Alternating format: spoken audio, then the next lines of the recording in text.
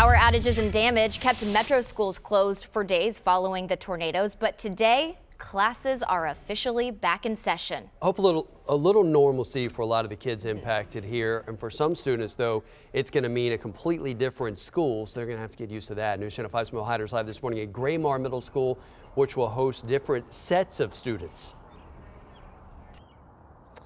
You guys, the tornadoes caused major damage at a couple of metro schools, and they will not be open today. We're talking about these two. Tornadoes hit Robert Churchill Museum Magnet Elementary School as well as Meigs Magnet Middle School.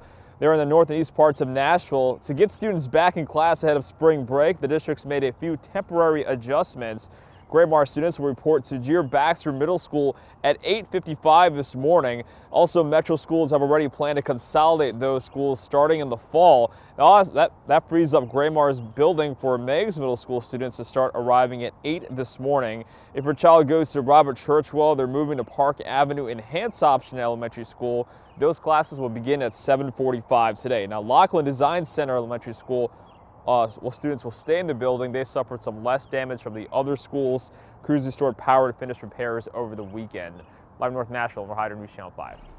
Putnam County schools are also reopening today in hopes of getting kids back to a normal schedule. The tornado impacted just one bus route, which is incredible. So those students will use new drop-off and pickup locations, and counseling support will also be available for those students and staff members. And remember, some students were killed in that storm, so we'll definitely be thinking of that community today. However, West Wilson Middle and Stoner Creek Elementary schools will not reopen this school year because of the tornado damage, and faculty and staff members from those schools are staying pretty positive despite the difficult circumstances. You look at it, you look at all the schools that were affected, and we're so blessed that it did happen when it did and not during the day, because if it would have happened, the same thing would happen during the day, it would just been absolutely tragic for the students that were at the schools and things of that nature. That is so true, and Wilson County Schools will share its plan for the rest of the academic year during a meeting this morning. That's going to be at 10 o'clock at the Mount Juliet High School auditorium, and if you can't make it to that, the district will stream that meeting on its website.